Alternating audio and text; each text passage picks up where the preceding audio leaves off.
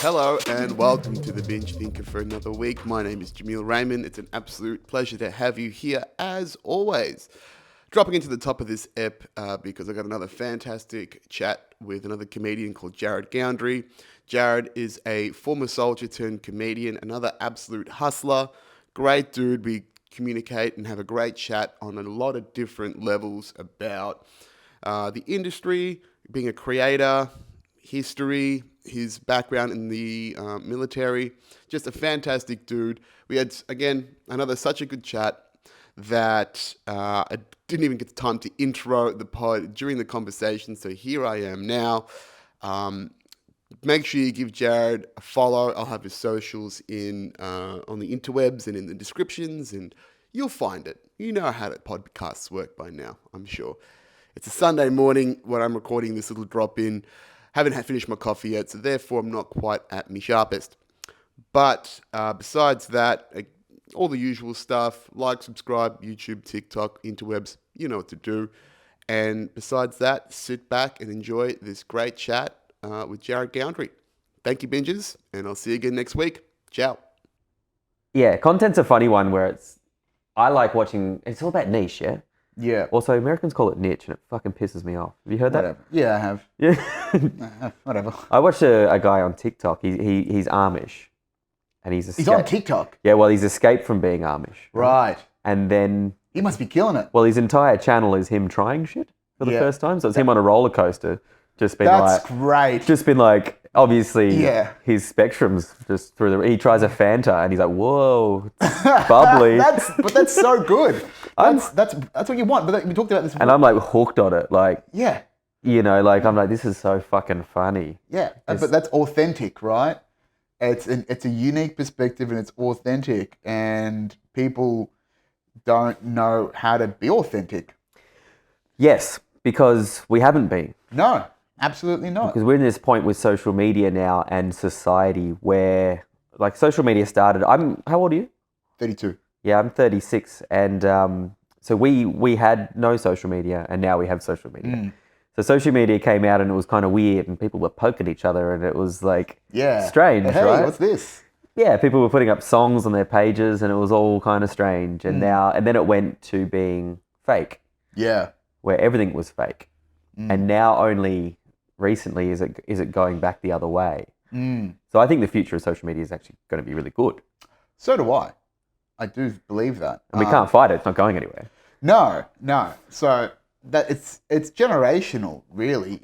Facebook was, version 0.1, version 1. Oh, MySpace was, right? But that was, when we talk about social media as the giant approaching the full market, the full potential market globally, right? We're adults and seniors are getting into it. That's when you talk about Facebook. Yeah, absolutely. Right? MySpace was a niche for very savvy individuals that were, in their late 20s to early 20s. So we've sort of grown up with it, but it didn't consume us as much as it has now. I like MySpace. When I was around, we had to find out about it verbally. Right. So we were in school, Yeah. and people would be like, are you on MySpace? What is that? Here, I'll come show you. People were physically showing us. Yeah, but that's the... Sit down, watch. That's analog virality. It's like ultimate viral shit, like doing the robot dance or the Macarena. Yeah. Like that's like viral shit that had to go... You know how like everyone knows a certain amount of jokes all around the world? Like that's old school viral shit. Yeah.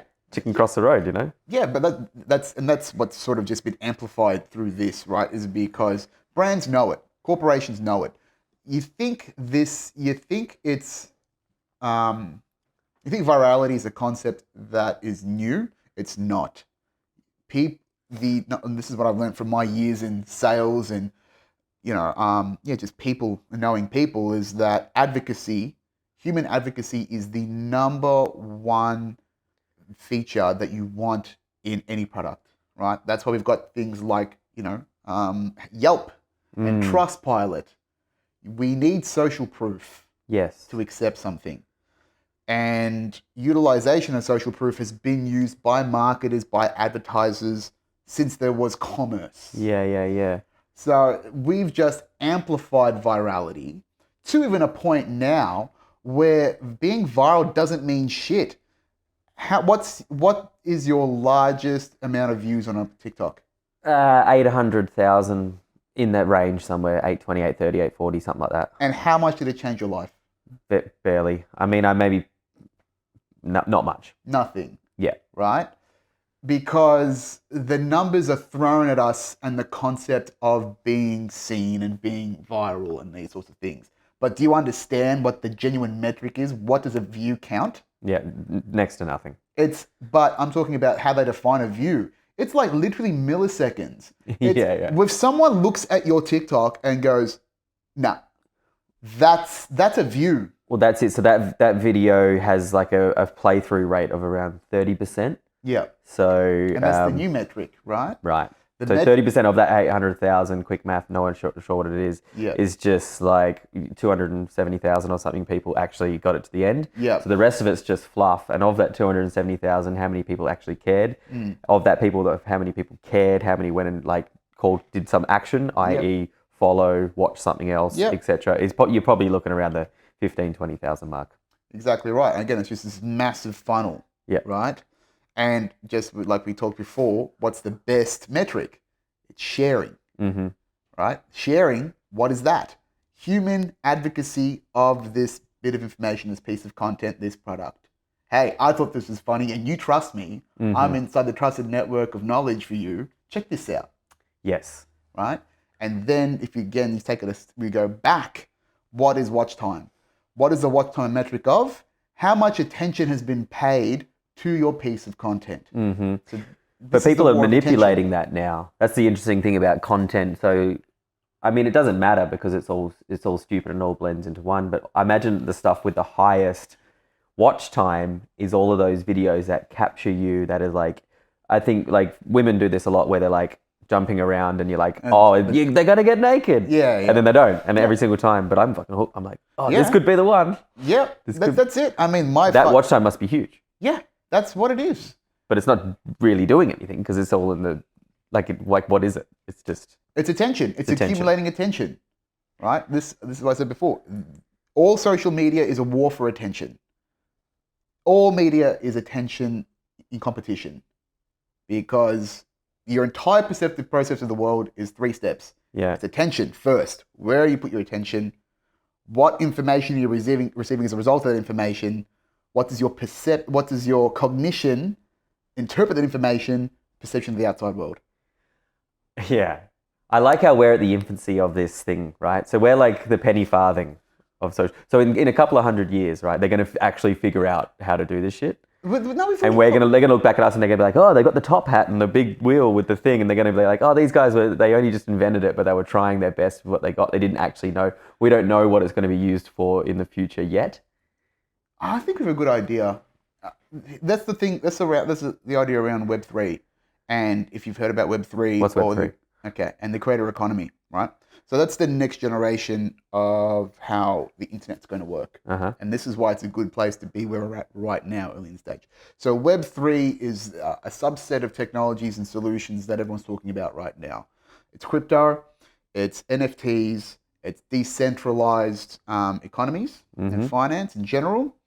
And also the creator economy is a predecessor to that, right? So in my mind, the predecessor of what the creator economy is going to enable the individuality of people and enable them to create commerce and infrastructure and solutions and lifestyles for themselves using technologies that they own and control. So in Web 1.0, that was the information was very disconnected, owned by a bunch of really hosters of the internet, really, right? It was disjuncted. It's kind of like your .com boom and all that sort of stuff. Yeah. Social media, the early 2000s, Facebook, that's Web 2.0, where all the information was centralized to big media companies, big tech. We were the product. They derived value from us. Web 3, the decentralization of the internet and the infrastructure around it, the economy around it, means that things like your crypto should actually not be held in a Coinbase or an FTX. You should be actually holding that in a ledger offline, and you own that. You own your brand in Web 3.0. You own every aspect of yourself. So that's why you need your domain, because your domain is you. And you can exchange a currency or a value of exchange such as an NFT or a token that is wholly and solely owned by you. And you exchange that value with people for other exchangeables, or just commerce, make a living off it, right? So how that's different from what it is now is that all of that data is held in centralized repositories. Facebook, Google, Meta, all that sort of stuff. And what will happen is we will own the infrastructure. We will have our own brands, very similar to what we're doing now, early days, right? Mm-hmm. We become this one-man band. I did an episode a few weeks ago on Louis. Yep. Louis is the grandfather of this in comedy. Sure. And what I mean by that is, so Louis got cancelled. Yep. But Louis got cancelled, but he retained his ability to commercially survive, and you can see that now. Yeah, he got mainstream cancelled. He got mainstream cancelled. Yeah. But since he released started, a special on his own channels and fucking raked it in, yeah? and that's what's going to happen. Yeah. Right? He had the mailing list. He had a fan base. He probably lost a big chunk of it. He was retained in his email list, right? But the ones that stayed got stronger. They got stronger. Yeah. And he already set up infrastructure to deliver solutions to them in exchange for money. Because he produces all his own stuff. He hosts it on his website. He delivers it, right? Uses Shopify, PayPal, whatever you want to talk about it. So now the mainstream doesn't matter to him. Yeah. What happens in the world, in the larger outside world, does not matter to him. It really is all about him accumulating his own follower base, nurturing and developing that, and then converting them into customers as fans through the products that he creates. It's incredible. Yeah, it's incredible. And that is what we should be aiming for as creators over the next 3 to 5 years. I've only just recently started small steps into that. Like I've been trying and getting somewhat success in creating my own audience over the last little bit. Yep. And I just had a little foray into producing my own shows. Yep. Like I just did a show in Brisbane and it held 50 people. Sold it out. And great. I made more money for that show than probably 15 other shows I went on where I wasn't in control of the income. Yep. So waiting for a handout as opposed to creating a handout, creating the fucking handout, yep. right? The hands, the money, the whole thing is involved. And it was work in that little, in its infancy. Yeah. But all you got to do is double that and then it doubles. Yes. The communists were right. One must seize the means of production. Fuck yeah. I've never thought of it that way. Right? Yes. And it was a real eye-opener for me. Yep. To be like, not only was it financially fucking heaps better, but it was an audience that came to see me. Yeah. And, I've been thinking about this for a while. Like, a lot of people, especially in comedy where I am, will get to a certain level and there's this kind of like fog. And they sit around there. I'm not an exceptional comedian. I'm a consistent comedian. But when I built this little following and they came to this one gig, my eyes shot open. They were hanging off every word. And I murdered like I was a fucking, an exceptional comedian. Yeah. And then it didn't matter. And then it actually didn't matter because I was like, fuck, they left so happy. Yeah. And they wanted to hang out. Yeah. And they were like, there was like, and they were just sending messages the next day, like, I just want to thank you so much for last night. I'm like, thank me? You fucking paid to come, I know. And it was just such an eye-opening experience to be like, I can't do the other method now. Now that I know this, I have to make this work. Yep. Because otherwise that leads to poverty. This leads to, wow, it's just so open-ended. Yeah. There's no end to the other one. Correct. And it's blown my fucking mind apart. Yeah, and that's why I run curated shows and I dabbled into it. And that's why I talk about what I'm doing now is because the reason why I go for curated shows, yeah, it sucks, it's effort, but I mean, not that I care about the money. I don't actually make I don't take an income from the gigs that I run. Jambo I make $50 $50, $55 on Jambo, Pride. Sometimes I don't make any money. Right. It's about the experience Yeah. building the show and getting better at running shows, because it gives me the ability to systemize running productions. I can autopilot any gig that I run now. I know how to market it. Yeah. I know how to template the system and systemize it. And I've thought about systemizing what I've done with Footscray Comedy Club and giving it to people so they can run. I've said this before in this pod. We could run 8 to 10 good monthlies across all of Metro and outer Metro Melbourne and network it, 50-seaters in some sort of pub, and you would have a consistent... As in you hand it off to other people to run in satellite. So almost to the way in a franchise. Yeah. And a franchise model. And what I think about that a lot, but I'm like, you know what? Fuck it. Because that's the same reason why I got rid of ACN. I don't want to deal with comics that don't have the hustle or the brain to do so. Yeah, well then you're almost like a CEO, right? Yeah. And just the meetings that are involved in getting that done are obviously huge. So if they don't align with your pursuit, that is a huge amount of outlay of emotion. Yeah, and I had that with ACM when I was building it. And that's why I stopped.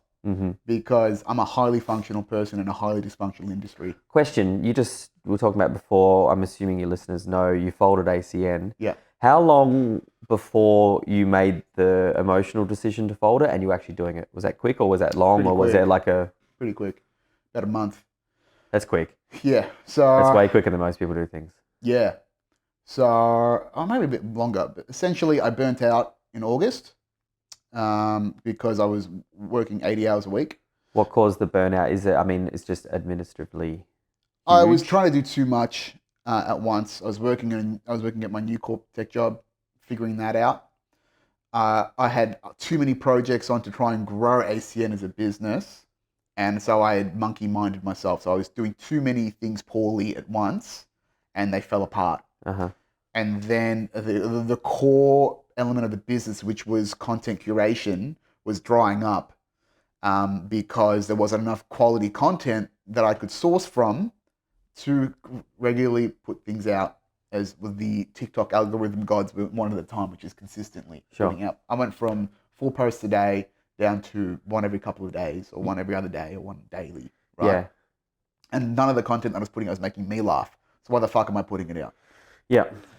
And then what? So I burnt out, I took a break, I went overseas, and then, I was looking for an answer about what I do next whilst I went overseas and took a break, because I knew that I was doing too much at once. And then, the people on the show know I had this epitome, went to Austin, had this epiphany, and then now I've just sort of reformulated what I wanted to do, because my heart wasn't in ACN anymore, because I realized that no one, again, like we talked about, no one's going to have your back like I would have the backs of other people in this business. And what's the point of that reciprocation? Absolutely. And when you truly find something you want to do, there's no burnout. It's like fucking nos, isn't it? Yeah. That's why I've been so happy finding like comedy for myself has made me incredibly happy. Yeah. And a lot of people will say to me, "Oh, you hustle." That's kind of like a common thing that I get. But I don't even look at it as a hustling. I don't even wake up and go, got a fucking reputation to uphold. Like I'm just off, like I'm just having a good time. Like if anything, I'm addicted to the challenge. And once I meet a challenge, I go, cool, what are we doing next? Like, and I've got a smile on my face the whole time. Like I'm really enjoying it. Yeah. Because it's like this deep sort of energy pool that I've never felt in my life. And it's like pursuit, right? Yeah. So there's a few things in there that I talk about. Number one, I always say passion is free energy. Yes. If you are passionate about something, the energy will come to you and you will be driven and you will get through it, right? I talk about this so much in this pod. I think I've mentioned it in half the pods that I've done. The hierarchy of commitment, okay? So money, time, energy, identity, right? So money is the lowest form of commitment, right? Just talking about before, people will buy a course and not commit their time or energy to it, right? Because they had like the idea, but fuck it, let's go. Yep. You always need to sacrifice money to save time. You will give money and time to something that is good energy, a great show, a great experience, Yeah. something fun, you will commit money, time, and energy to the perception of your identity. Okay. So Agreed. when you're a comic and I want to be a comedian, I want to make people laugh, and I'm making no money, and I'm spending hours to get to a fucking open mic, and I'm fucking bombing for weeks and weeks in a row, right? Yeah. Money, time, energy, all for this perception of identity and committing to that. Yeah. So that is why, from a spiritual and a mental model sense, that's why you're in this nice zone. And I'm in a similar zone with just, like talked about before, cutting things out of my life that are draining me energy-wise, right? And then the other thing as well is you're a disciplined individual. You understand how to harness yourself towards forward motion. Oh, yeah. Yeah. I mean, I give the military to that a lot. Yeah. But one of the people think it's like motivation versus discipline is like the big thing. Yeah. It's like motivation comes and goes. Yes. Discipline is just motivation when you don't have. Discipline is motivation when you don't have it. Yep.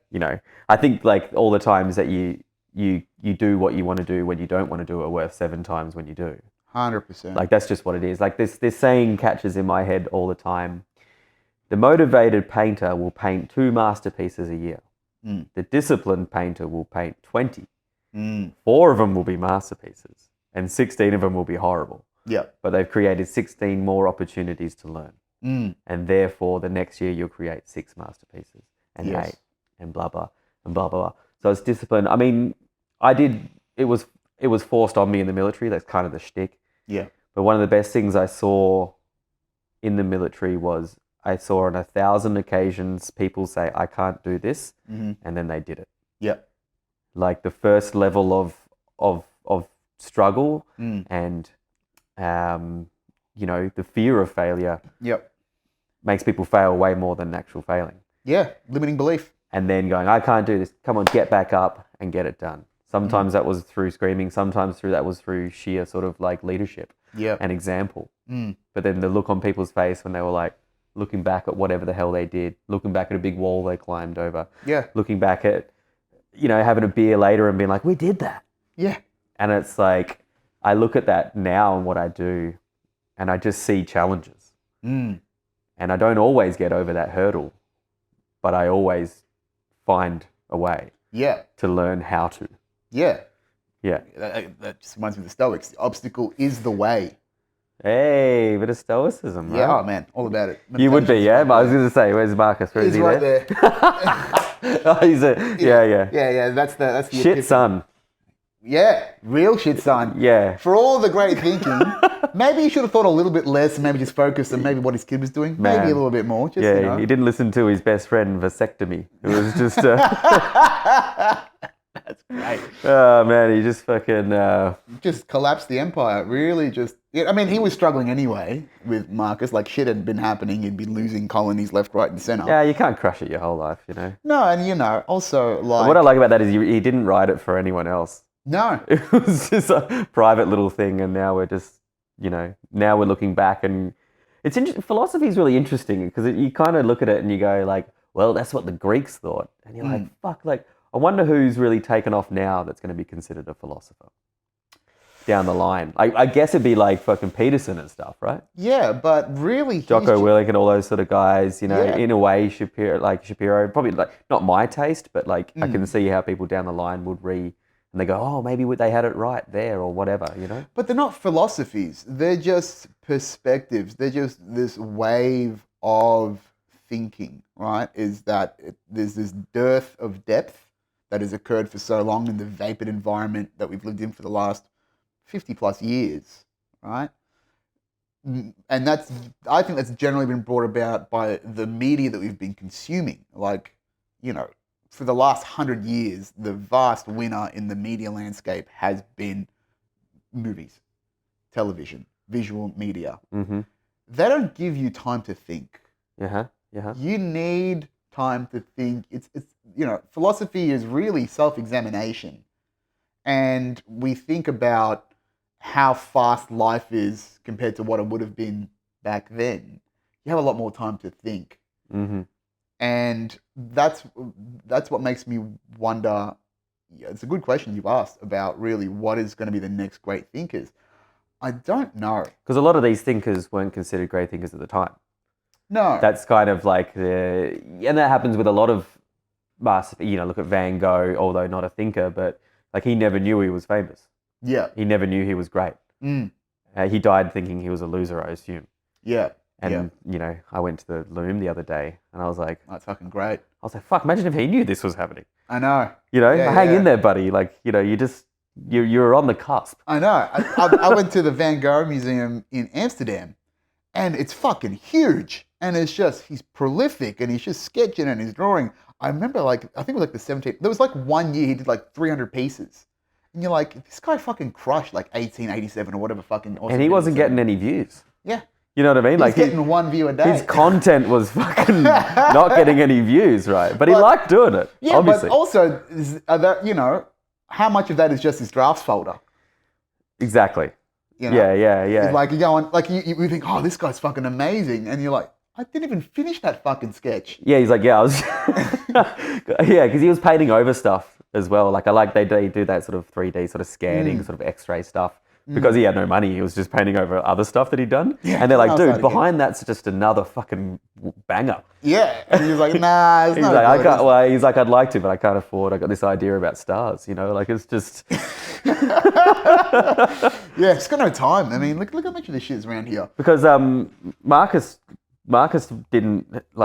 didn't think that was going to be a thing. He was just doing that in his downtime. Yeah. His main priorities were like, fuck, I got this son that's a bit of a shithead and the Germans are coming, Like Europe's the same thing over and over again. But yeah, my son's a shithead and the Germans are coming. every fucking every 500 years, just that happens. He wasn't worried about that. Nietzsche was like, he was too busy dealing with his syphilis, right? Like, who now? You just don't know what's going to pop up and what's going to catch on, right? When you think about it like that, yeah, absolutely. Because I think I'm a history guy. Yeah. And even we were just talking about social media before, our great-great-great-grandchildren will have access to that. I don't know if they will. You think it's going to disappear? Yes. Wow, interesting. Or you think some of it's going to disappear or is it all going to disappear? If you say great-great-great-great-grandchildren, the planet will be fucked by then. But unless they figure out a way. And also, you've got to presume that they've got the means to preserve this technology somewhere, right? Yeah. I told you, I'm selling big computers to big businesses, right?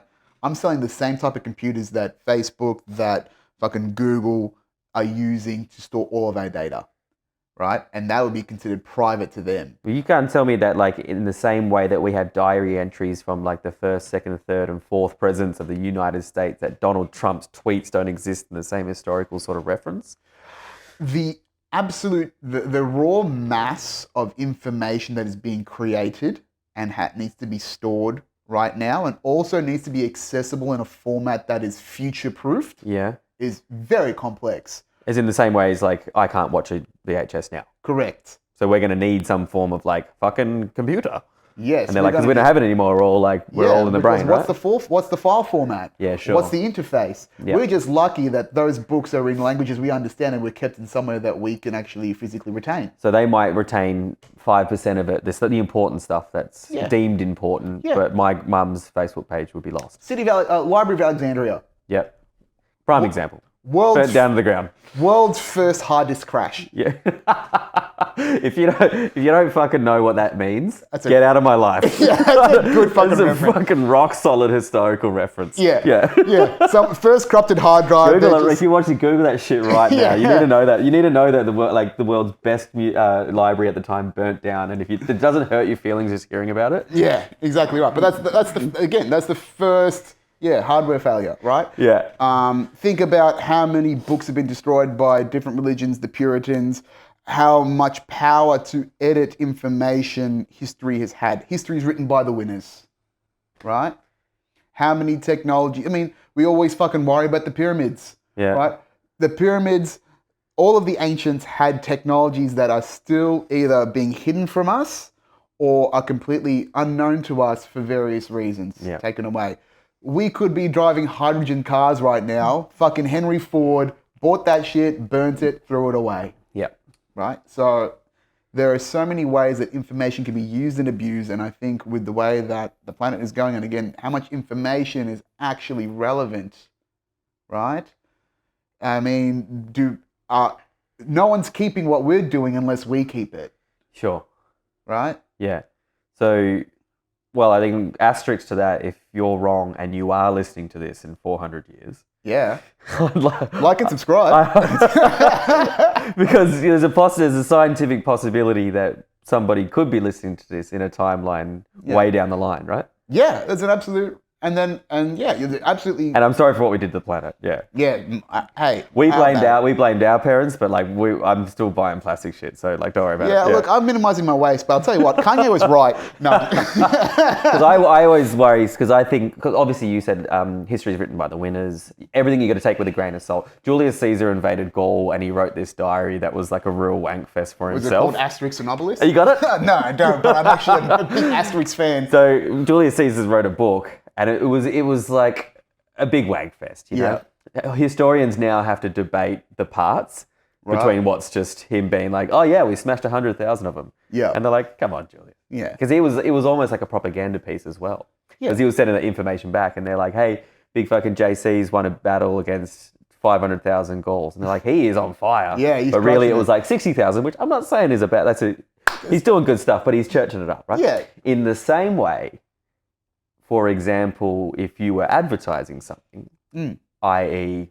being a comedian, being a band, being something up on the rise, and you're like, full house tonight.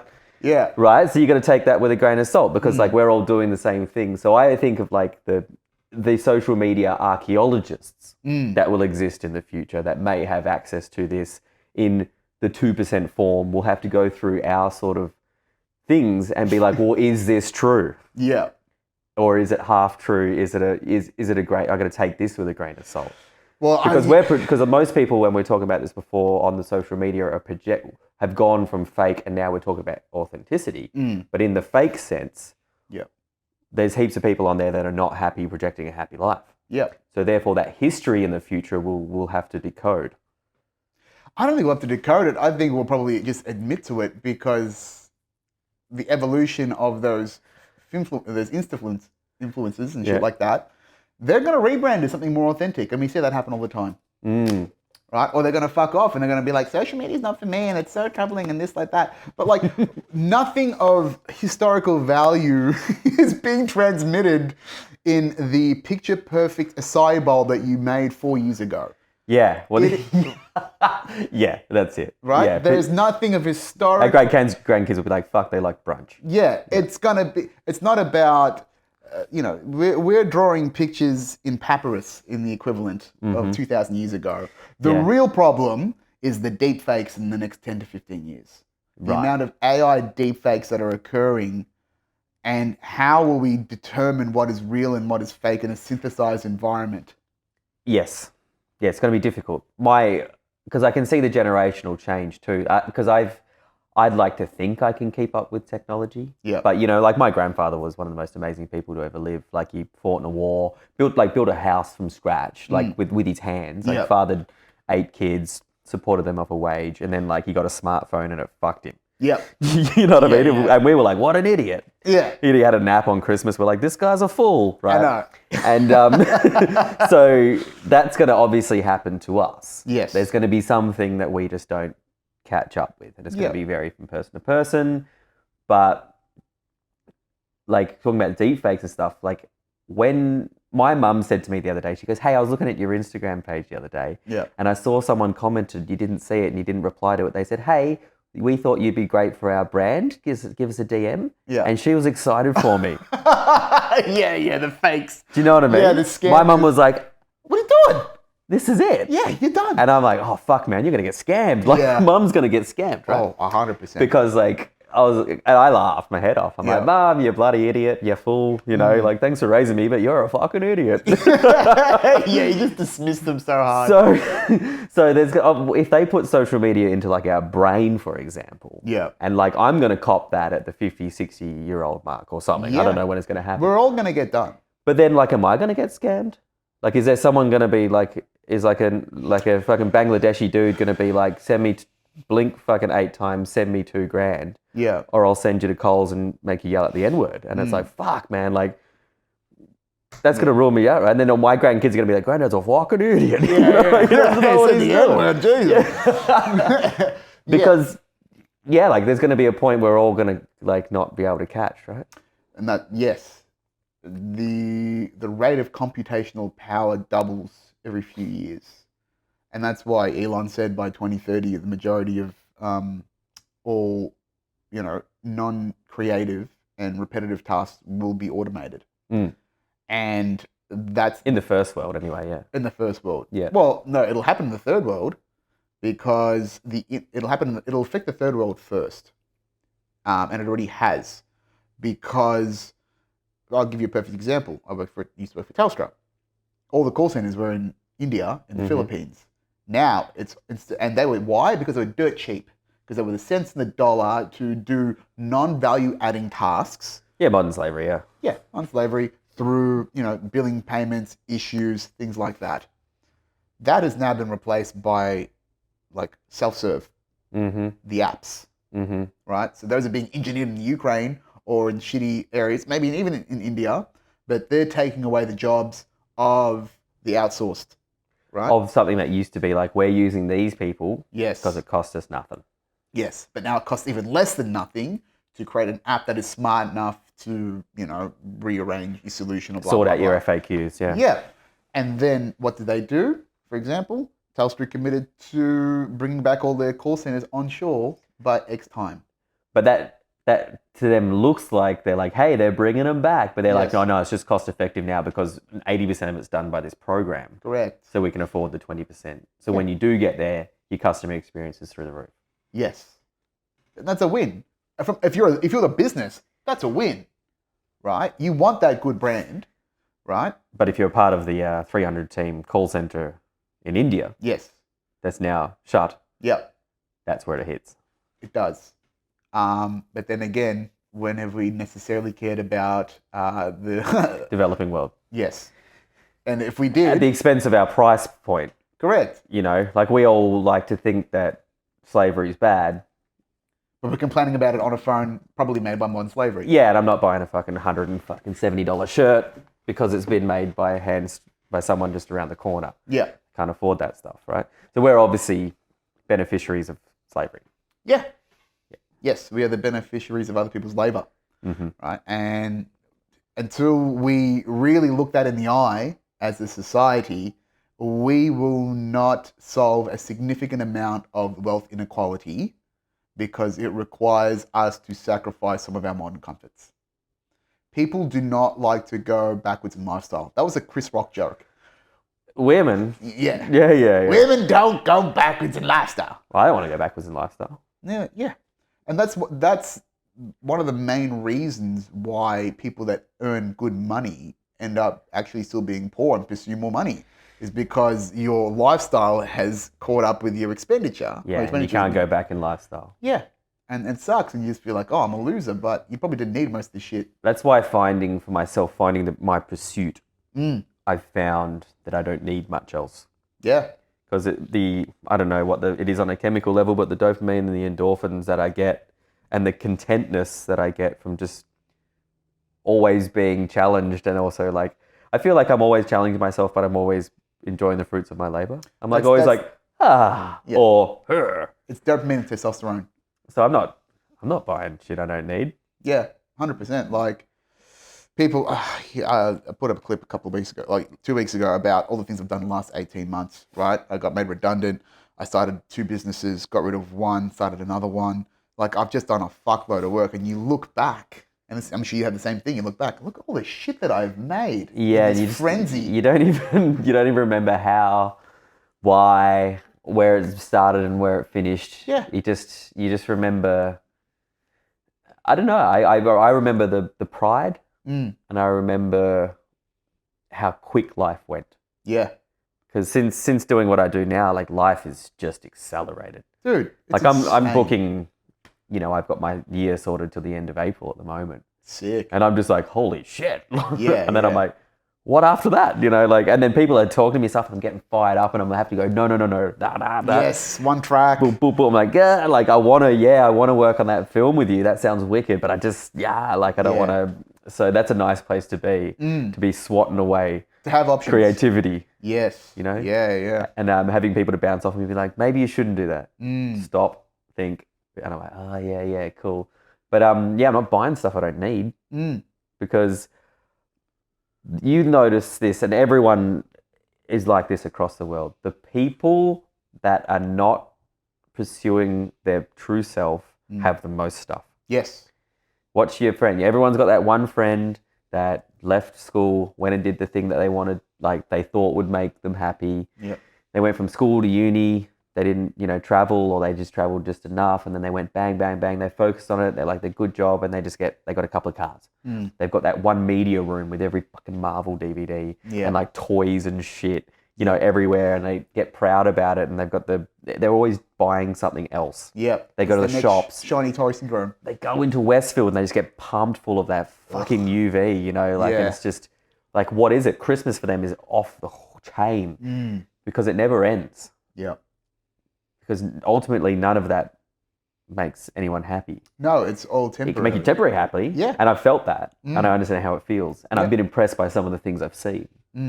But where does it end? Yeah. You get a boat, you don't use the boat. Fuck, you sell the boat. You got to sell the boat because I want to put that money into something else, right? Yeah. And it's toys. And it's all just a distraction. It's distraction. And Van Gogh was just fucking painting on his old masterpieces. Like he was, he was obviously insane and spent some time in an asylum, but like he was just doing his thing, right? Yeah. He found his purpose. And you're absolutely right. It's just, that's why they say so many people are wealthy but unhappy because they haven't found purpose.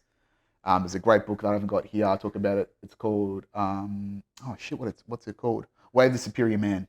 Way of the Superior Man? Yes, by David Data. Okay. Get this book. Noted. A man's purpose is his mission.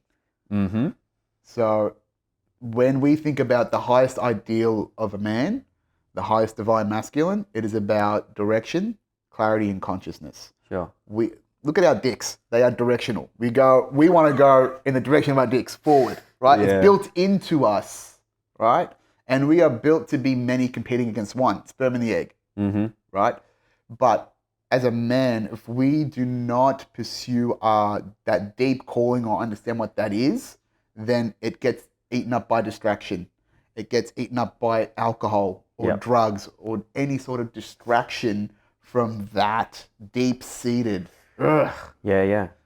And then once you find it, everything just falls off. I work with an organization that works with veterans, and because obviously veterans just kill themselves. That's like a thing. Like 12 of my friends have committed suicide.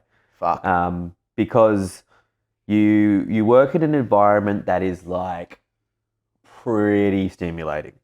Like, to tell you the least, like, I don't know if you've ever shot a rocket launcher before. No, but I got a mate who listens, Trist. G'day, mate. I'm seeing him tomorrow. He's in the commando unit. Oh, like, there's nothing not good about shooting a rocket launcher. Yeah. Like, he's a boy's boy for sure. Yeah, if you shoot a machine gun out of a helicopter, you remember it. Like, it's just, there's heaps of stuff that's wicked, and you're always moving forward to, like, better yourself and all that sort of stuff. And then when those people get out, if you don't find a purpose, like, depression just fucking trashes you. Yeah. Right? So I work with this organisation called the Australian National Veterans Arts Museum. Yeah. And they essentially help and promote veterans who are artists. And, like, the rate of people that go, I've always wanted to write poetry. Yeah. And then do that after they've fought in a war. They don't kill themselves. Yeah.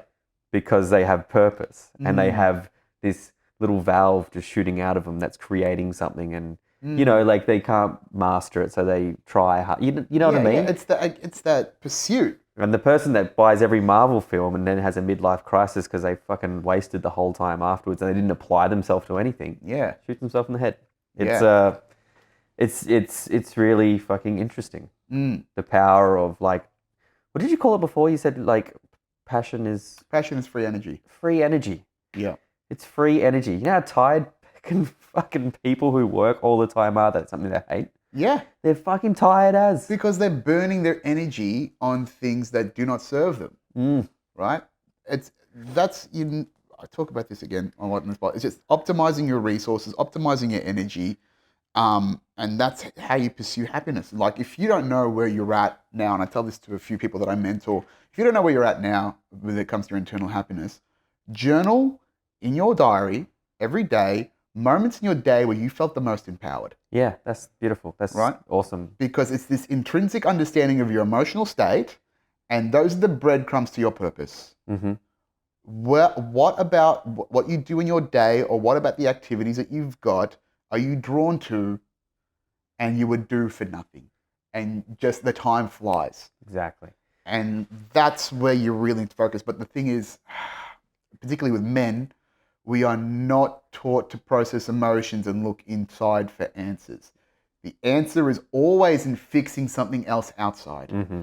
We have got egos that are fragile, and we are not taught to regulate or understand our emotions. And in particularly in battle, right, you've got to put it all down. Yeah. And you've got to suck it up and put that masculine armor and masculine shield on, and you've got to run in there and do. But there is this complete lack of the softness inside the masculine armor that needs to be nurtured. Yeah. And men don't understand that because we've rejected our inner feminine for the longest time, right? And particularly in Anglo-centric cultures, right? Particularly in Anglo-European culture, you think about, right? I think about this a little bit yesterday. You think about ancient warriors, right? Yeah. You think about the way they dressed. They had face paint. They had feathers. They had trophies. They wore shit, and they were loud, and they were proud about the fact that they were a warrior. Yeah. You compare that now to your average fucking office worker that's wearing just a basic flannel, just a cheap flannel. Got some Batman socks on. Yeah, and he's got the fucking... Trying to show a little bit of personality. Yeah, high and tight. Yeah. Right? That primal self is still in us, but we aren't taught to honor it and to validate it and to give it the space to become this more complete human being. Yeah, wow. And that's been my process of the last few years as I've had this awakening and this unraveling. And yeah, that's a constant step one for men is just being able to process a fucking emotion without judgment. That's why, since finding my pursuit and finding this source of free energy and finding this thing that, is kind of pure happiness, to be honest, is why I've committed so hard to this, hustle. I don't really love the word hustle too much. I think it has like a negative context, but pushing it on the business side of what I do, because I understand that passion needs to meet business at some stage. Yes, because passion needs to meet commerce. I've found something. Yeah. I call it show and biz. You got to do show biz. Show biz. Yeah. Some people do show, yeah, and then some people do biz. See, but you got to do show biz, right? I said this a few weeks ago. Show business. The business is bigger than the show. Correct. Yeah. Exactly. So I'm on that thing now because I've found what makes me happy. I can't fucking lose it now. Yeah. Like I'm not terrified, but I'm just committed to keep doing this because. And that's why I'm hustling. I'm finding new areas to create an income stream. Yep. To do the thing that I love. It's really just a byproduct of keep doing what's keeping me afloat and making me happy. Yeah. I don't particularly see on my radar a few years ago that I'm going to become pretty good at graphic design. But I just fell into it because I'm like, I'm spending X amount of dollars a month on this stuff. I should probably learn how to do this. Yeah. And lockdown happened and I said, well, I'm a graphic design course now, go. Now I do that. Video editing, making video content was just a way to be able to draw more people in to see me, to keep doing the thing that I enjoy, to be connecting with people. Yeah, so it's the business part of it that's really firing me up now. To do. I said earlier, I'm just a kind of a standard comedian. Yeah. Like I'm not really bombing anymore, but I'm blowing socks off to a point. Yeah. But no more than anyone else that's less successful than me. Yeah. But I know the way forward is just there's levels, right? Yeah. And the next level's up here, but there's 7 ones in here. You can just make one of them. Yeah. And that's what I'm trying to do. We were talking about those online guys before. They're making their own audience. Yeah, but you have to. because no one. Here's my problem with the scene in Australia. I said this before. Australia's comedy scene works like this. You, from the ground level, from open mics, all the way up to about an established venue, right, is the Wild West. Yeah. Right? And it's up to entrepreneurial. I hate the word entrepreneurial. Like, you hate the word hustle. I don't like it, but it is what it is. It is what it is, yeah. Entrepreneurial individuals that have a little bit more nous to put on a show and put it on well, to provide the actual environment for comedy to be judged, effectively critiqued, right? Because if you've got a genuine audience that isn't comedically savvy, which is our target audience, that builds into our fan base, and it's not a bunch of fucking open micers that don't give a fuck about what you're saying because they're thinking about what they're doing next, then you don't really know how well your quality comedy is, because it's not in the environment to actually be judged in a good space. So I think it really suffers the quality of comedy, and it also, there's no commerce, so people are, scrabbling over the $10 spot, right? Up until pre-pandemic, we weren't even charging for a lot of curated rooms because we were so afraid to put a value associated with what we do. But they don't understand that money is the lowest form of commitment. Sure. Fuck right? Yeah. So this Wild West means, again, unapprising people. And then it used to be the venues, right, that are predominantly targeting a demographic that is not necessarily media savvy, right? Because it's the more traditional people that like to go in the experience. Look at the Comics Lounge, right? Think about how many people they get in there a week versus how many followers they've had, but they've accumulated those followers with memes and shit over time. Look at their memes, fucking old and terrible. And then if you were successful in those larger clubs, then an agency would pick you up. The big one's Token. But what's Token doing for you now? Not a lot, because okay, it's got connections to the gala. No one's watching the gala anymore. They get your connections into Working Dog and Channel 10 and the ABC, who really watches that as much. What's that going to be like in 10 years? It's going to be dead. Yeah, right. Right? They don't know how to launch people into the digital platforms, into the digital ecosystem. And the problem, so they're in trouble when it comes to developing value, because all they can do is take a clip of the tickets that they sell during festival and in-person events, which they probably do very well.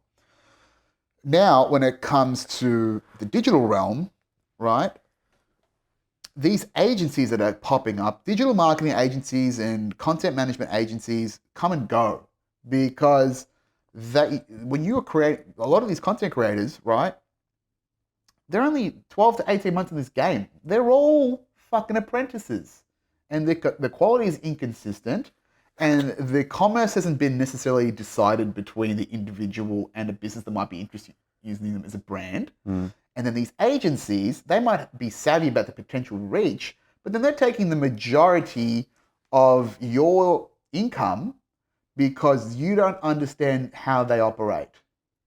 And that's the difference, is that the lack of education in our industry is what creates the inequality. And that's why people like the ones we talked about, your Luke, your Lewis's, your Neils, if they understand this shit correctly, if they understand the business gap between that, they'll make way more money on the back end. And talk to people that like them. Yes. And create like a frenzy audience that go, holy fuck, it's him. Yeah. And they would listen to you. Yeah, and that's worth, like, as far as if you need to do this until, like, I would like to do this until I can't physically. And you probably will. Yeah. Like, if it stays this joyous, absolutely. Yeah. You want to be doing that to people that just fucking froth it. Yeah. Not my first experience, but yeah, like just putting on this show where people were hanging off and they wanted to know what I wanted to say. Just popped. Yeah. It was something else. Yeah, it's great. It was something else. Yeah. And so you just need to replicate and systemize that. And just boom, boom, boom. Yeah. And like a friend of mine recently was like, he's just going to go work on cruise ships doing comedy. And he was like, do you want to do it? Yeah. And, would you be interested in doing it? And I said, nah. I said, I don't think so. Yeah. The money's nice. Yeah. But I think my way forward is not that. Yeah. You know, I've got this joy of doing what I'm doing now. Like I was literally got today and I was like looking at my fucking calendar and I was like, oh, I want to make some videos, but I don't have time for 3 days. And I was like, oh, I can't wait until I get a couple of times in to do that. Like I really enjoyed it. You know, like I was like, fuck, I want to do this Yeah, shit. wow. It was fun. I'm not quite there yet with making videos, but good for you. Yeah, I had that little. I went to the toilet literally after I had that thought, and I was like washing my hands. I looked at me. I was like, oh, like that was a nice feeling, you know. Like I wanted to do that. I wanted to connect to people. Yeah. Through that way, and then hopefully, I mean, they come and recognize what you're doing, and then they appreciate it, and then it goes back and forth, right? Yeah. And the thing is, like, another thing that people don't understand in business terms is lifetime acquisition of customer. Mm-hmm. Now, that's used a lot in marketing, right? Is the cost of acquisition of a customer. Mm-hmm. So how much did it cost them to get them to use your stuff versus what's the relative value of them using your product ad infinitum and the cost to maintain that. The good thing about social media is you've got a very good chance of having lifetime acquisition of customers because people really don't unfollow that often. Yeah, I've done it 4 or 5 times in my life. I mean, that's a lot, very much an amount of usage, right? Yeah, right. So then there's this opportunity that's constantly there to generate more attention into your funnel, right? So that's what's good about social super interesting. Yeah, I've never thought about it that way. And this is what I'm relearning and that's now. So crazy if you thought, because if I've only started in the last 12 months since I've been doing this full time. Yeah. So I'm a small business. Yes. I'm the product. Yes, you are. I'm the manager. Yes. I'm the social media guy. Absolutely. I'm the PR guy when it goes wrong. Mm-hmm. I'm the fucking everything, right? And I'm the nutritionist. Yeah. I'm the sports fucking psychologist. Yes, you're a multi-dimensional individual. And what the fuck was I saying about that? So I'm looking at myself in business, and I never ever thought about that. That's so interesting. Lifetime. If you to say to any other brand, yeah, we can give you lifetime acquisition, they'd be like, yeah. Throw money at you. Absolutely. Interesting. So yeah, I'm learning a lot about. I'm using my existing marketing skill set, adding it to digital, and then I'm reading from a lot of sources. I'm a constant reader, right? That's why this pod's called The Binge Thinker. Give me one sec. I always get fucking paranoid. Not real good. That's not working. But I always just get paranoid. So yeah, I'm relearning about this. You know what you could do? What? You could put a mirror behind it. I know. Ultis told me the same thing. Then you can see it. I know. I really should do that. Anyway, that was breaking the fourth wall. That's fine. Authenticity, guys, it's in. So all of digital marketing, this is something I learned from somebody else, but it's fucking rattling in my head. All of digital marketing is traffic and offers. Okay? Your offer right now is your comedy show at the bottom. Yeah. Right? And what you are doing is you are generating attention traffic through various funnels, social media platforms, down into your offer. So just like there's a normal sales funnel in business to business sales or business consumer sales, right? There's a sales funnel. There is a digital marketing sales funnel as well. So it's attention, interest, desire, and I think it's acquisition. Okay. Attention is your broad top of your funnel, right? That's the likes, right? The interest is your shares and your follows. Your desire are the guys that you are nurturing that, hey, when's the next show? Yeah. And the acquisition is, I'm at your show. Wow. Yeah. Right? And that percentage is so low. Yes. It's a very broad triangle. Absolutely. Like I did the comedy festival this year. I did 12 nights, 50 sets. Let's say I had 600 and something tickets on offer. Yep. I moved them all. Yep. But fuck, I reckon like of the 600 tickets, I reckon I had to see 50,000 people had to see it. Yes. I mean, I can't remember what I got on Instagram, maybe 5,000-6,000 followers or something. TikTok didn't exist at the time. Facebook maybe 2,000, and of all of that, it was so hard to. I think I got 6,000 followers on Instagram to get 10% of them. Yes. To come. Yep. Which they didn't, because like let's say 40% people came from other ways. Yeah. was so hard Yes. to go down there. Yes, and that's where the social media giants make their money. Because you don't get 100% of your attention base. Yes. You pay for that opportunity, right? That's what the algorithm is. Okay. So if you've got 6,000 followers, Yeah.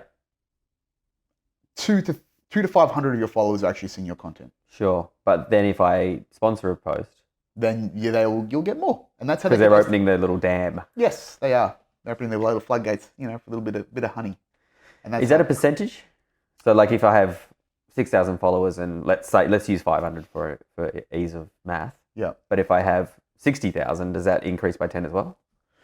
To 5,000? Yeah, it does. So there is a relative scale for your total engagement of organic engagement. And let's say those 500, they would be made up of 300 kind of people that engage in your content, and then 200 based on the words, the hashtags, and all the other business that goes with it. That would be varying. I couldn't give you those numbers, sure. But that's a pretty good approximation. Is to your 500 are in your interest and desire. Interest, desire, acquired. Right? They're the ones that actually are because they're liking yourself. They're engaging with you. Maybe the next 500 on top, they might see it in passing. Maybe they'll see stories. Sure. But then yes, the algorithm. That's what social media does. Ad buyers and stuff on Instagram, TikTok, whatever. Yeah, because I put quite a lot of money into sponsor posts. Yes, but we should. That's the thing. I find it quite effective. It's very effective. The reality of what we do in media is what we've been tricked into, right? This is how they get us, is the idea that we're getting something for nothing. Mm-hmm. We're getting virality for nothing, right? You see people that pop off and they're just doing seemingly nonchalant things, right? And then that attracts the people who want to aspire to that. But really, to make real money on TikTok or any of the social media platforms, only the top 1% to 2% are making genuine money. And people have complained often about TikTok's Creators Fund, which fuck all relative to the views that they get. A couple of, maybe $1,000 or something like that. The rest of it is pay to play. All businesses pay to play, right?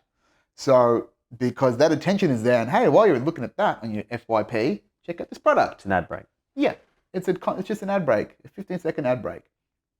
So that's how we've been tricked, is that the market thinks this is something for nothing, and because there's a low barrier to entry, and then as a result, the advertisers get to, pay to use the hordes to sell products. So now, that's what people are so afraid of when it comes to Twitter and Elon, I think. Okay. Because what's going to happen is a lot of those accounts are bullshit. Not all of them, right? But a significant amount. Some of them are bullshit, right? You look at your TikTok sometimes and you're like, who the fuck are these people following me? Absolutely. Right? Yeah. And numbers and shit and just heaps of Russian stuff. I mean, if you think of the relative numbers of virality of TikTok between Instagram and TikTok, they're way different. The numbers are immense. You could look at a 10,000 or 20,000 view reel or TikTok and be like, Well, I did something recently. I deleted 1,000 followers off my Instagram. Right. Because, I'd done a lot of research, and because I'd done a few jobs, so essentially I had about 3,000 followers on Instagram before I did comedy. Yeah. So I ran a restaurant that was, it was okay known. I used to do a lot of cooking demonstrations, all that sort of stuff. I picked up things from that. Yeah. Then I started doing comedy. Some of them dropped off, but through sort of weird hashtagging and all that sort of stuff, I had heaps of businesses. I'd done it well enough to get the numbers, but now those people aren't coming to shows. Yeah. So I made the decision to cull 1,000 people. Yeah. Which I don't know how many people would make that decision. No, they don't. But I was I noticed such a jump in engagement when I did.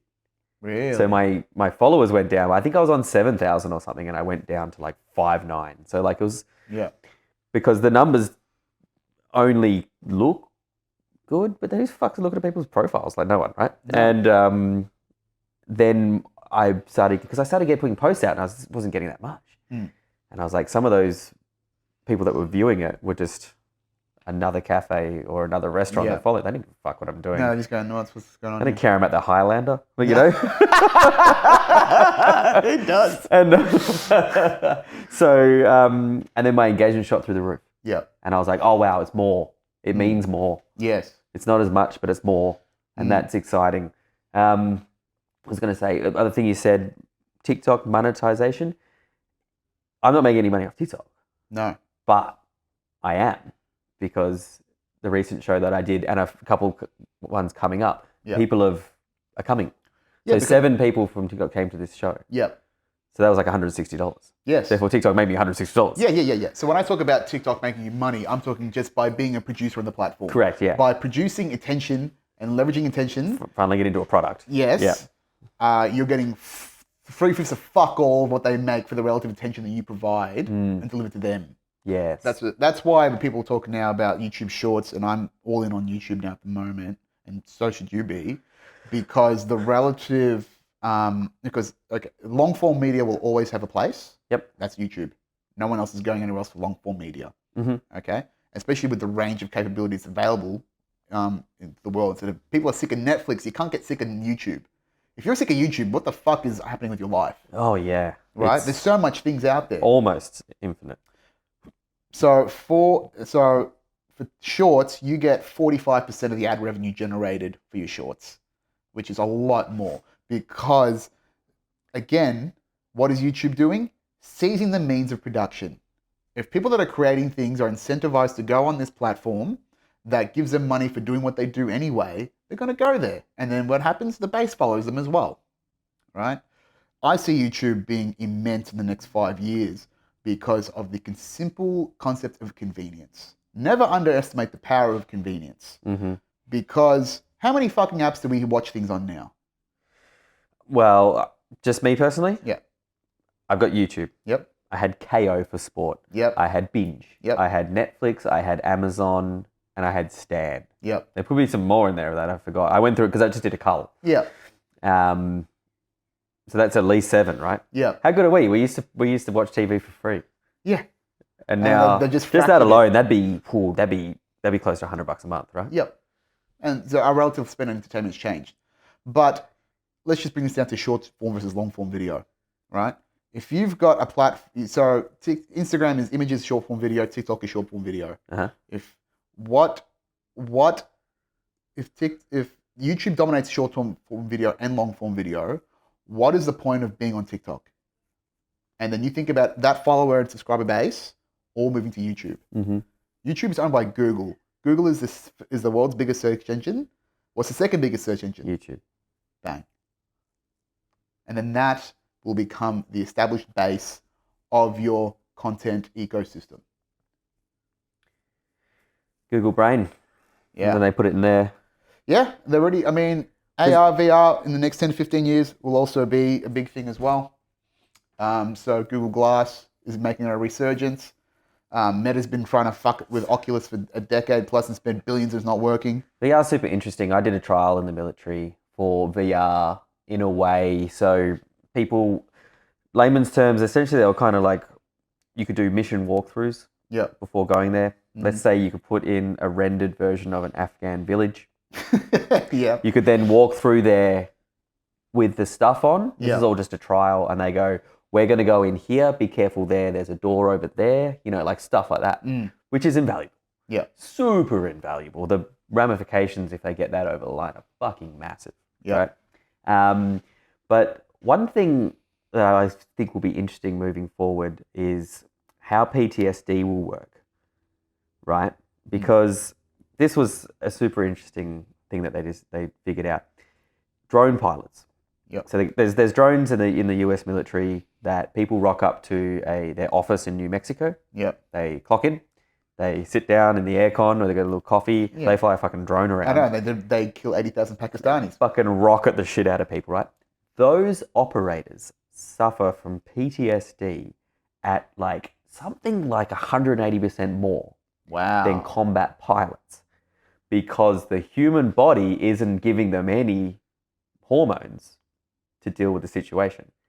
Right, so they're just like... So they're like open, right? Yeah, they're just senselessly killing, just like tap, tap, tap. Yeah, but like if you're in like battle, then you're at least you're getting adrenaline. You're getting a rush. You're getting endorphins. You're getting all the things that your body goes, we've done this before. This is fucking battle, right? Yeah. And combat pilots, I imagine, are just like freakishly on all the time, flying they're on fucking flying meth. the most expensive thing in the world, right? Yeah. And so these New Mexico aircon pilots were trashing themselves because they were killing like innocent people sometimes, you know, after action reports being like, oh, sorry, that was actually a van full of people going to school. Yeah. Which they don't know. Like they've got to make these decisions on the spot based with no protection. Yeah. No biological protection. So, but then on the other flip side of the coin is they were starting to use and trial virtual reality as a way to treat and prepare for the effects of post-traumatic stress disorder, i.e., like just look at Call of Duty, for example. Yeah. Once that goes into a VR platform that's fucking flawless, it's not that far away. No, it's not. Look at Mario to now. Yeah. Now times that again. Yeah. Like will children playing Call of Duty 48? I mean, if they think it's war, what's to tell the body that it isn't? Yeah. Do you know what I mean? Like my old housemate was pretty kind of like tech savvy, and he had like this basic VR. We played. I don't know if you ever played Skyrim. You know what Skyrim is? Skyrim is, yeah. Anyway, I was playing that, and I was just giving it a go. And I was in the lounge room, and he'd came in eating some Weet-Bix, and I didn't know he was there. And I was trying to like sell some fucking stuff that I'd looted for some gold. And anyway, I went to print something, and I just fucking butts this lady across the room with a mace. And I was like, shit. And then like two guards came, so I was like, bop, bop. And then I was like, well, I'm going to leave now. I didn't want to do any of this. So I walk out, and then all this whole village is like, you get out of here. So I'm like, I put the whole place to the sword. Yeah. Essentially, I was in VR, and I was fucking cleaning up an entire village. My housemate's just behind me. It's on the TV. Yeah. It's on the 60-inch, and he's just like... And I'm like, the chickens and everything, right? I just lost. Like, I went Vietnam style, you know, like I was, and then I was like, whew, by the end of it, I took the thing off and he was there. And I was like, oh shit. And he's like, you doing all right, man?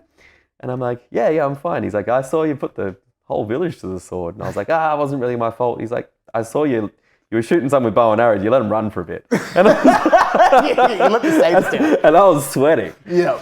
And I just wonder, like, what's that going to look like down the line with like video games? Because video games is an amazing storytelling thing that people don't really appreciate over the age of like 45, 50. Some of them do, but yeah, I get what you mean. You know what I mean? Because, going back to the PTSD thing, it's like they're using it as a way to get people prepared for that as well.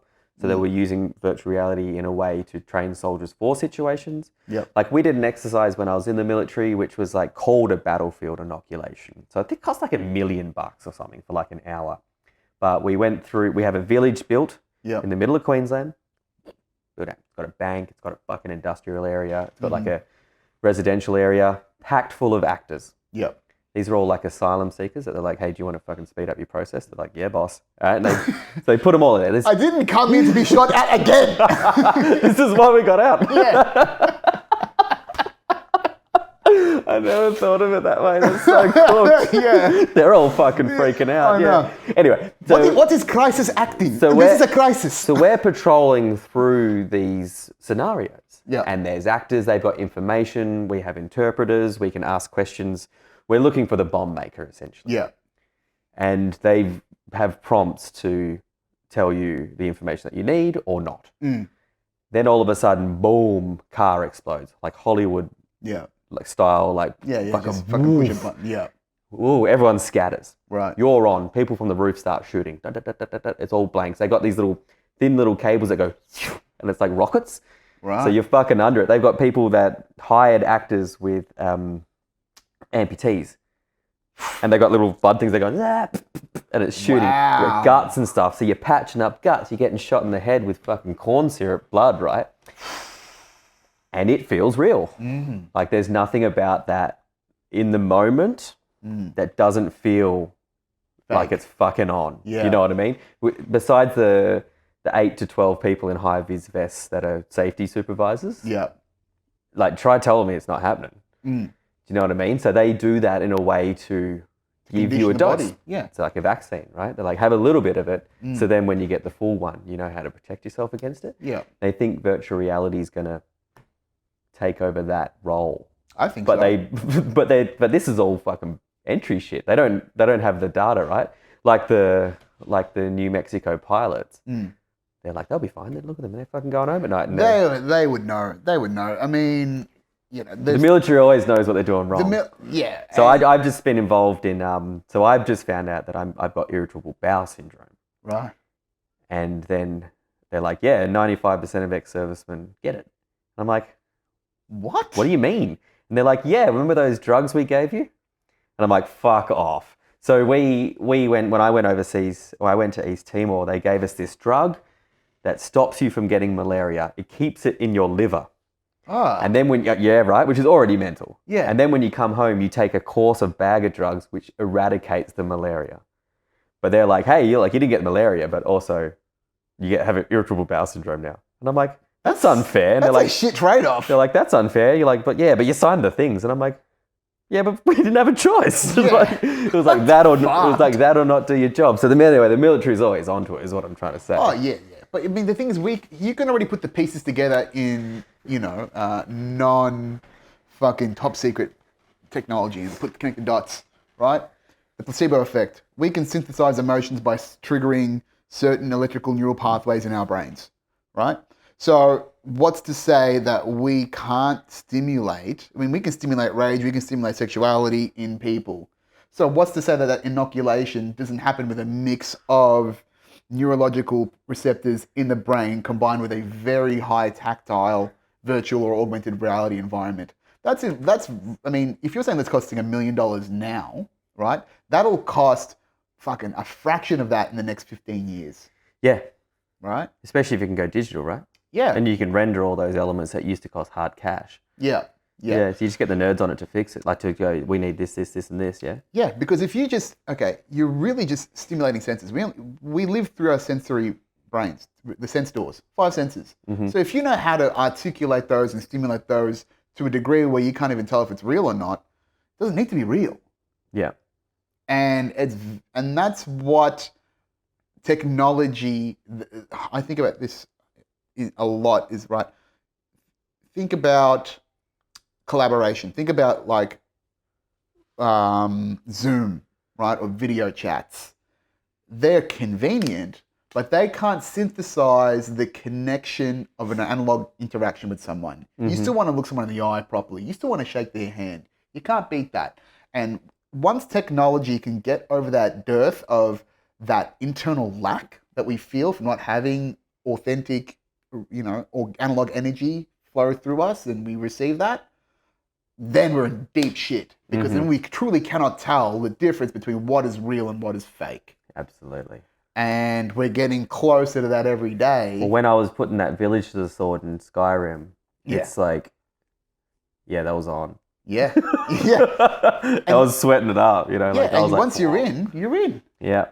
Right. It doesn't take much. I mean, yeah, this was a few years ago. Like, yeah, literally times that 15 years from now until it's crisp as fuck. Yeah. And it's like, I mean, that's going to be a rise to all crazy sort of things in the sexual sort of space as well. And it'll probably happen there first. It always does. Always does. It's like DVDs, yeah. Yeah, DVDs, VR porn, right? Yeah. All the contraptions you see that people spend. Porn and the military. So they go hand in hand so much. But because I've got this theory as well, because the unmanned, sort of drone space in the military is obviously the next step. What's happening in the Ukraine at the moment, as far as, I don't know if you follow it much, but what's happening in the drone space is fucking incredible. Right. Like reconnaissance, they're literally dropping bombs on people. Like kids who fly drones are like, get in here. We need you. They're using 80,000 drones at the moment in the Ukraine. Unmanned drones. What? In the Russian commercial ones in the Ukraine, commercials. They put fucking grenades on them and just going, like it's cheap. Yeah, that's fucking great. And I was always afraid of that. I remember a few years ago I saw a video of just literally some guy had fashioned a pistol onto a drone, and it's so close. It just took the recoil, and then you're fucked. We're all 100%, right? I mean, once that moves into, which is already happening, and it's happening in the patent space. And like if you look at upcoming technologies and expos where they go, this is things that we can do. Like submarines, for example. Yeah. 60% of that space is used for people to live in it.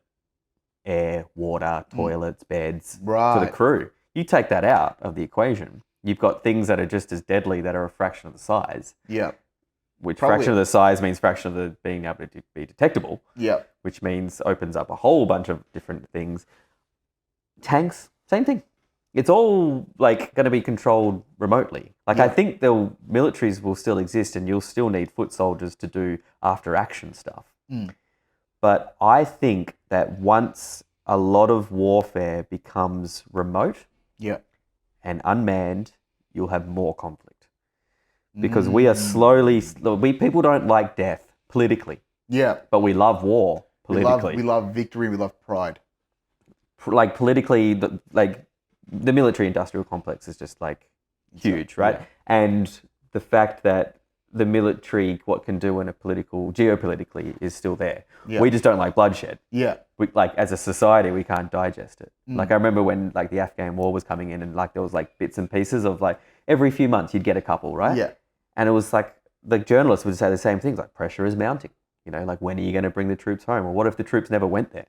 Then you wouldn't give a fuck. Right? You wouldn't give a fuck at all. And that will be more conflict because it'd be more stomachable. It'll be more digestible, right? Yeah. To be able to say, we're not on the ground. Yeah. But we are providing a here's the thing, like, that's not far away because, like, I'll give you a smaller scale example. I've sold private, so the only reason why we don't have people, like, why the drones aren't there yet is the speed of information transmission. Mm-hmm. Humans are able to transmit information faster than we can currently transmit and efficiently move machinery due to the lack of bandwidth available to communicate that information. Mm-hmm. So what I mean by that is like humans are faster than the internet right now. Sure. In remote locations. Yep. I've sold to mining companies private data networks, private mobile networks that are high frequency and private and very high speed. So what they can do is they have self-driving trucks. So they have autonomous trucks that have sensors, and they sit inside this field of mobile coverage, and the mobile coverage is fast enough for them to make precision movements in their vehicles without human interaction. So once we get to a point where we have got sensors and information that is readily accessible at that speed, that's what's going to enable that more than anything else. Mm-hmm. So you think about like a low-flying Starlink, right, for example, right? Something where the transmission speed and the latency is able to deliver information that does not impede the quality of the movement or the interaction of the machine, then that's going to enable that, right? But I don't know how much physical, think about the ratio of war versus cyber attack now. Yep. And there is much more at stake economically for most businesses, most countries, digitally than there is traditionally, like it's physically infrastructure, right? Yeah. The two major commodities are data in the digital world and land, agriculture in the analog world, because we still need primary resources to fund humans, to create humans, and to create things. So that, I think the digital warfare aspect of that will probably be less about conflict. And it'll be more what I've seen in the limited things I've seen about Russia and Ukraine is the damaging of infrastructure and minimizing the risk associated with our own cost in that. Mm-hmm. Destroying bridges, destroying pipelines, destroying subsea cable. Power stations. Yeah. Yes, the things that feed the resources. That's why things like back in the olden days where we used to do sieges, that's why they worked. Because you didn't have to worry about the defenses, you just had to minimize the resources that enabled them. Yeah, correct, yeah. So that's what I think the future of warfare might go, is that we'll attack the mines, because we're all mental and digital. Yep. And a lot less of the land will be impacted. I feel sorry for whoever's going to be the future Genghis Khan. So I got a bit of a fanboy of Genghis Khan. Like I wouldn't want to work for him. Yeah. And I wouldn't want to be. I've probably got his genetics in there. I wouldn't. Well, yeah, absolutely, yeah. I have a big fuck boy. Yeah. So Khan is in my family name, in my history. Yeah. And then I'm gonna do a pod episode soon. I got a 23andMe. So that's the genetic testing kit. Oh, wow. So I'm going to, because I got this fucking weird, diverse background, I'm going to do the genetic test. I reckon you're a Khan for sure. Oh, like I'm a Pashtun, which is the mountain people that is in northwest Pakistan. Pakistan and border of Afghanistan. Yeah. So that's my dad's side. That's the ones the Taliban. That's the ones that, you know. Yeah, Rambo Part 3, man. Yeah. 100%. Yeah. So I've got that in there somewhere. And yeah, I'd be interested to know how much of it is relative to the makeup of me. Genghis Khan was like the ultimate like siege dog, right? So I feel sorry for whoever replicates his thing in the modern era down the line, because he had this great policy, which was like, all right, boys, we're getting together, we're going on campaign. Let's say there's 10 cities in a row, we're gonna fucking get these things, right? Yeah. They go, no worries, okay. So they rock up to the first one, and they lock up the place, and they go, hey, we want this city, and they're like, get fucked. You go, no worries, sweet as.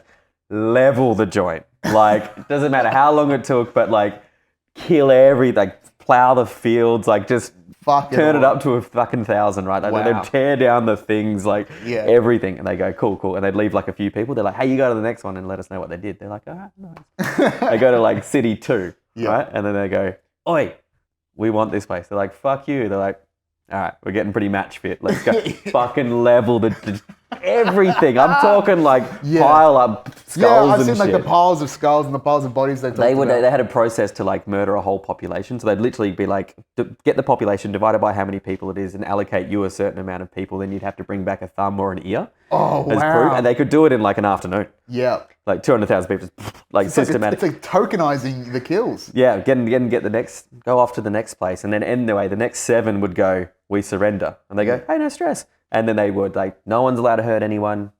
Keep your religion, whatever, do your thing. And they go boom, boom, boom, boom. And they just knock over like a whole province in like a couple of months. And they're like, we're going to go hard as fuck. Yep. But then we're going to go real soft. We don't want to kill you. No worry, we like our friends. Yeah. And you can do whatever you want. We don't want you to convert. You just give us X amount per year. Yeah, tribute. This is kind of funny and kind of dumb. I didn't realize how much of a badass Genghis Khan, as he's actually known, was until Age of Empires 4 that came out last year. Because they did a Mongol campaign on horseback. And they go to the history of it. They go legit. Hectic. Bad motherfucker. They once, I guess it's modern day Russia now, but they... the Rus. Fucking smashed up these Rusins, right? And then they captured them and they just like tied them on the ground, built like a dance floor on top of all these people and had like an 8-day party until they fucking crushed to death.